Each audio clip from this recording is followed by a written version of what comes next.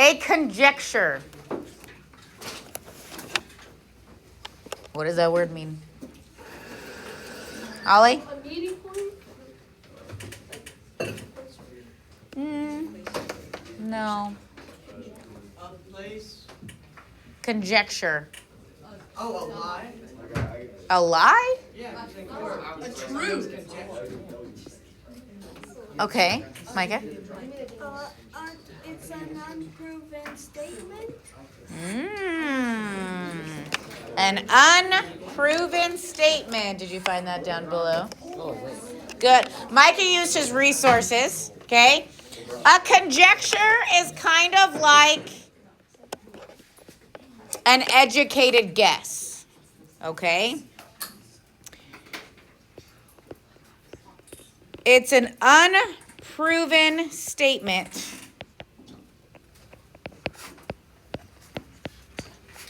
based on observations. Okay, it's like a fancy word for an educated guess. What are you trying to do? Get it to stay upright? No? Okay. You just tell me what. I'll tell him to write. I'll tell him to write. There you go. Okay. Okay. Okay. Now, we are going to talk about inductive reasoning versus deductive reasoning. Okay? Inductive reasoning, okay, is reasoning based on patterns. So you did a lot of this in elementary school, right? Even probably in preschool. Here's a pattern, follow the pattern, right? Don't give me that look. Like 1, 2, 3, and then like 5, 6, like that. Kind of like that, yeah. Or like circle, circle, square, circle, circle, square. And then what comes next? Okay. Now, deductive reasoning is reasoning that uses facts, definitions,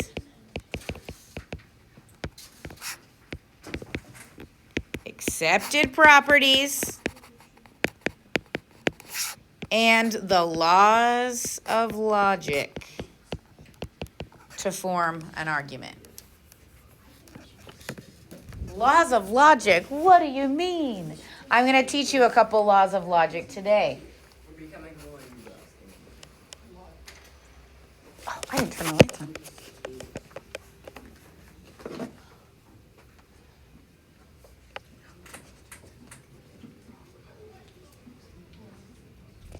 Multicolored or one color?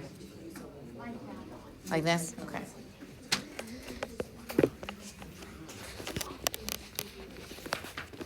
Okay. Inductive reasoning means we're going to go based on patterns. All right? So I want you to come down here.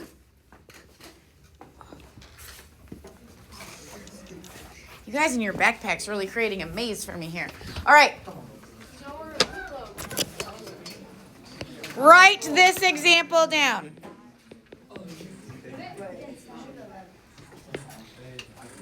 12, 17, 22, 27. Shh, just write it down.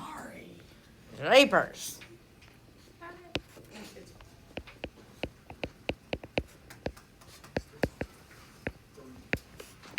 Now, my dear Austin over here noticed a pattern. Austin, what's the pattern that you noticed? It goes up 5 from one number to the next. So if I'm asking you for what 3 numbers come next, Nolan, what would you write? 37, 42, and 27. Is that what you were going to say, Alex? Could I write another example on the board? Another example? Okay. You want to just write it on my iPad? Yeah. All right. See if you can get Alex's here.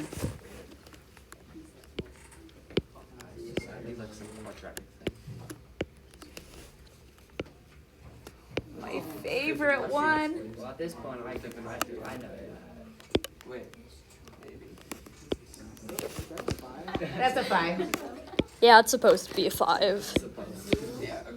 All right, we'll call that good. You know that. What's it called, first of all? Oh, you're making me so happy. It's the Fibonacci sequence. Yeah, I just know. What's the pattern? I just know because it sounds like a Okay. What's this? Collage sheet. Okay, Conway, what's the pattern? So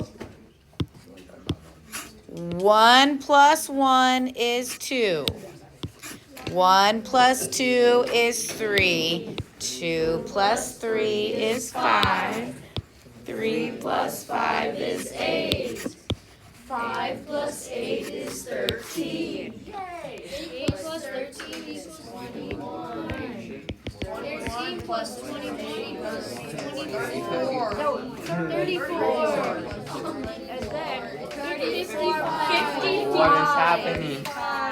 Okay, so you guys, you have made my day because a lot of people recognized what it was and the name of it. Okay, so 2 fun stories. Fun story number 1. There was a time. Oh, do you?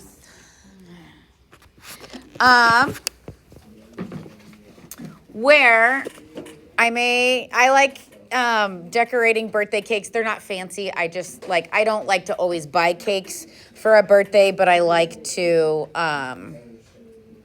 just make them myself. Okay. So, does anybody remember what my husband does for a living? He's a teacher and he coaches. He's a math teacher. He's a math teacher. Okay. What?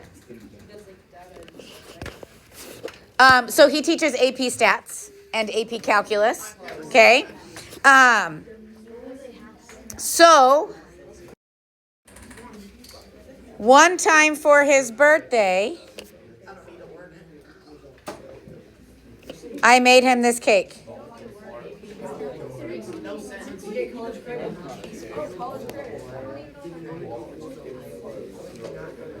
Well, that's good.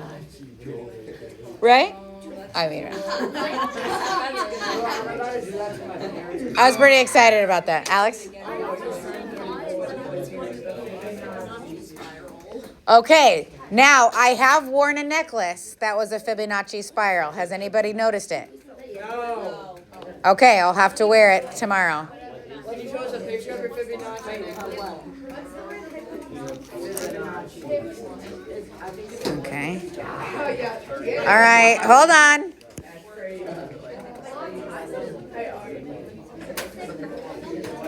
Do you think I can find my Fibonacci necklace here?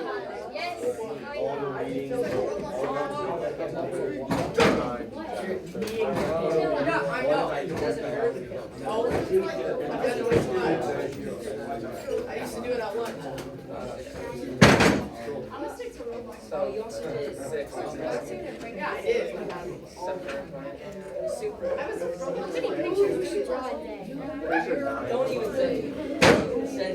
You honestly do it like you're oh my gosh.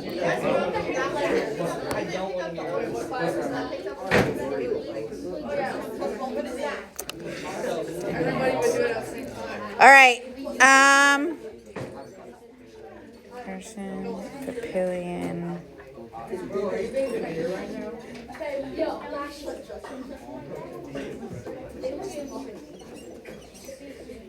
Okay, you guys might have to. I might have to find it and then show you. Hold on. Oh, this is so sad. I can't find it.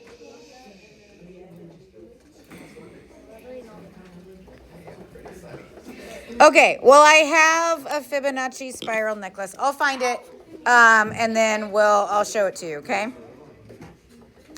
So, we have done our inductive reasoning, okay? So now, Next page, deductive reasoning. Let's go. We have two laws of logic that we need to understand. First is the law of detachment. If the hypothesis of a conditional statement is true, then the conclusion is also true. Okay, so let me give you an example. Are you ready? Yeah. Okay. Statement number 1. I want you to write this. If a figure is a square, then it is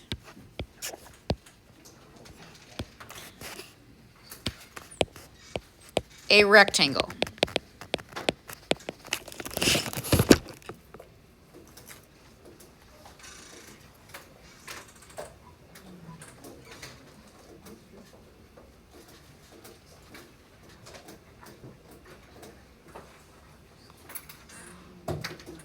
Okay. Statement number 2.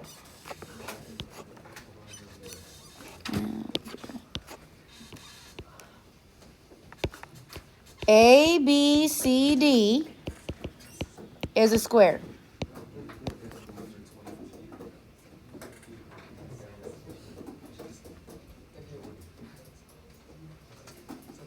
Okay.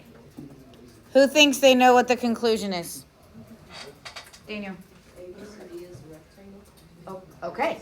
So we can go, okay. A figure is a square. Hey, ABCD is a square, which means we can take its conclusion and apply it to our statement. ABCD is a rectangle.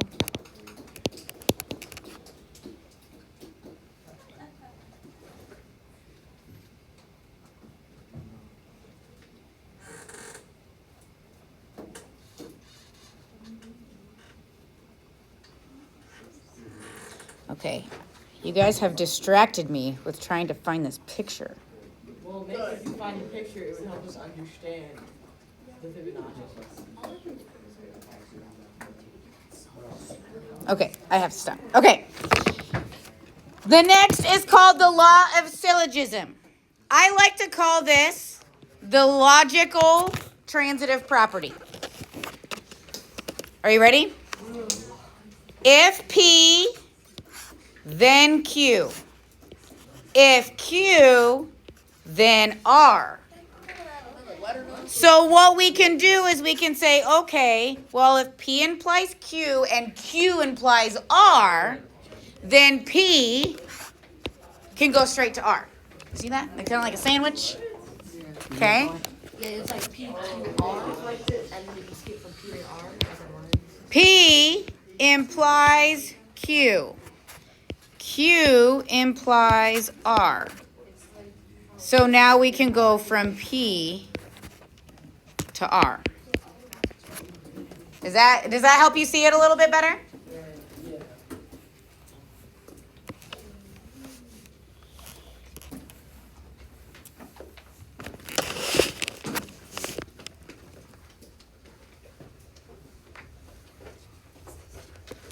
Do you guys want to just leave these here, turn them in maybe? I'll do it for you. It's fine. It's fine.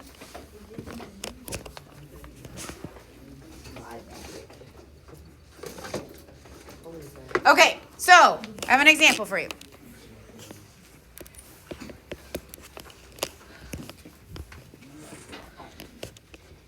If 2x plus 4 equals 8, then 2x equals 4. That's statement number 1. Statement number 2. If 2x equals 4, then x equals 2.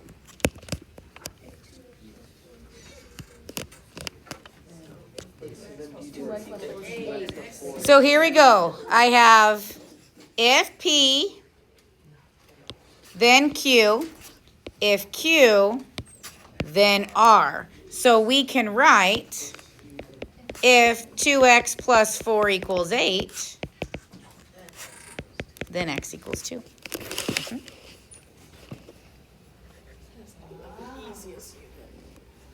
Okay, so how about in your folders, you turn to page 4. Can we put this away? Yeah. Okay, how did my folder just like split? Okay. Page 4. So first of all, we have to decide, are we using the law of detachment or the law of syllogism? Which one are we using? Detachment. The law of detachment. We have an if-then statement, and then we have a specific hypothesis. Okay? So, if a student attends LVMS, then they are a monarch. Joe attends LVMS. So I want to ask you a question. Does this match with the hypothesis or the conclusion?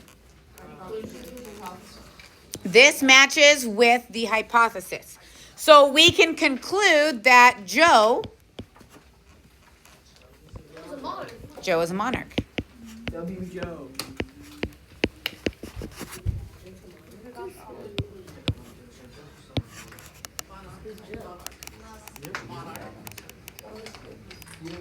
That was supposed to be a crown. Joe is a monarch. That doesn't even look good. Joe is a monarch. Joe is a monarch. Ah. Look, I'm your math teacher. Sometimes spelling errors happen. Okay, so now, if an animal is a dog, then it barks at the mailman. Okay, so if an animal is a dog, then it barks at the mailman. Rico is a cat. She doesn't meows at the mailman. Given the information that we have, Rico does not bark at the mailman. does this match? I don't like that I did that. Does this match the hypothesis or the conclusion? Conclusion. What?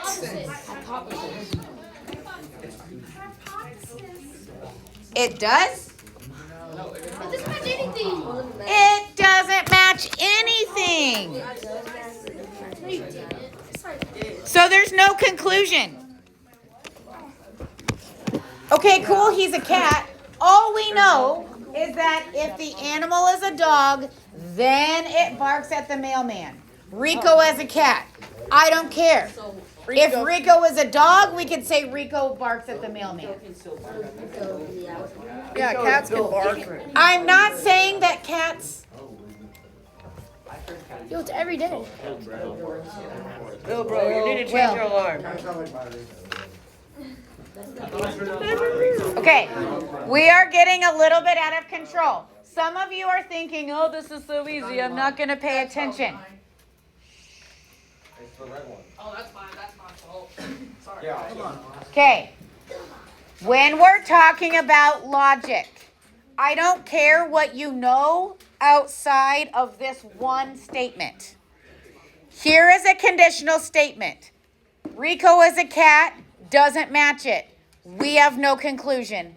End of story. Okay? Okay. Now, this statement right here, example number 3. What does this match?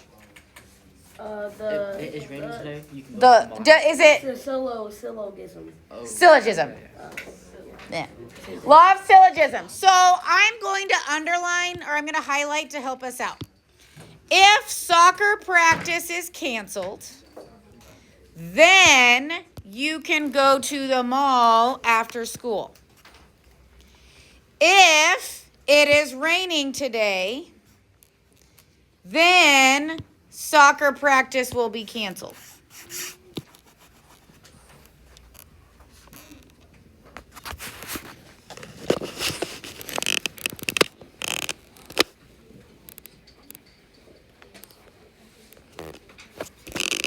Interesting.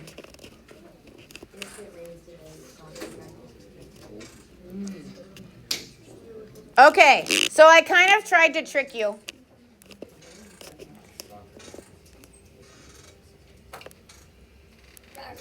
These aren't in the right order, but technically we have P, like P implies Q, and Q implies R. Do you see it?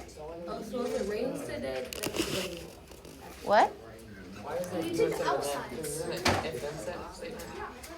So this comma, it's like, then you can go to the mall.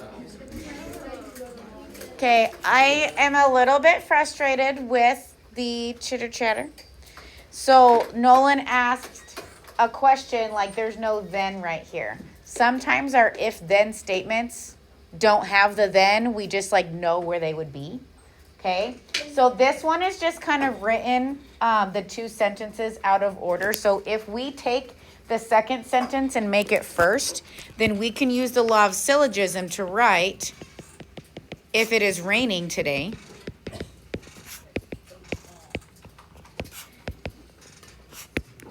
then you can go to the mall after school.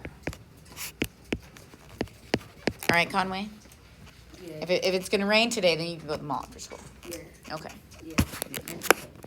Do you have soccer practice today? No. Oh, darn. I guess it. Gotcha. My son has soccer practice today, and he's bummed because it's his birthday, and he doesn't want to have soccer practice on his birthday. Okay. All right, so now look at this one. If a figure is a rectangle, then all interior angles are 90 degrees. If a figure is a square, then all interior angles are 90 degrees.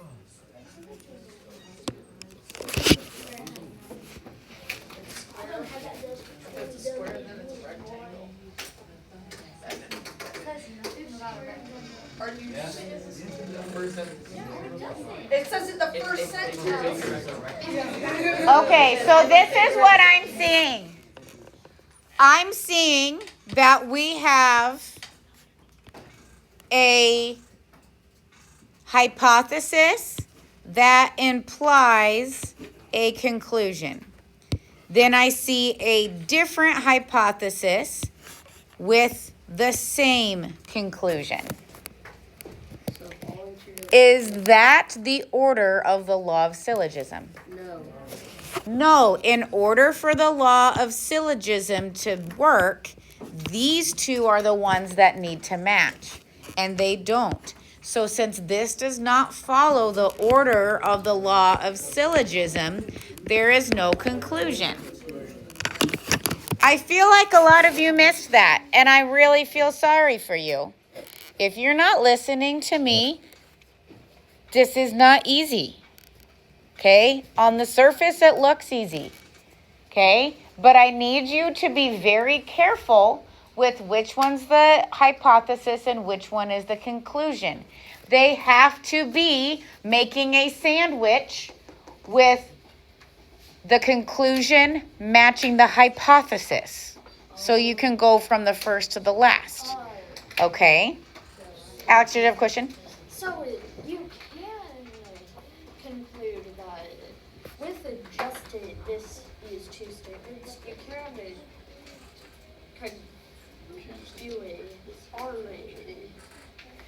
So we know that Because with the top one, it's saying if a figure is a rectangle, then all of its interior angles are 90 degrees. degrees, Mhm. which also means if all the interior angles are 90 degrees, it is a rectangle.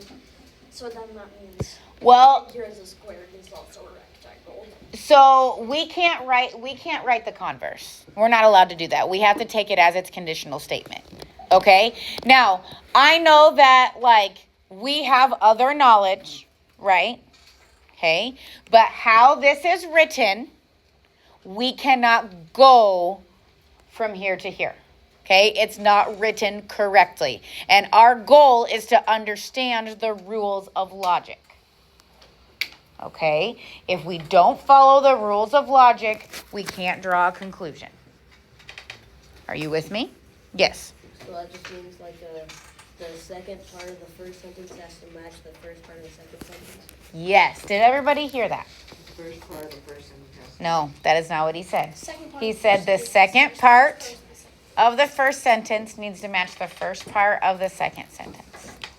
Okay? All right, so in your student journals, you have questions on pages 42 and 43. It like starts halfway down on page 42. Okay? So your homework that you have a good chunk of time to begin, you have these 4 problems on page 42, and then page 43 you have 8 more. Okay? I want you to go ahead and get started.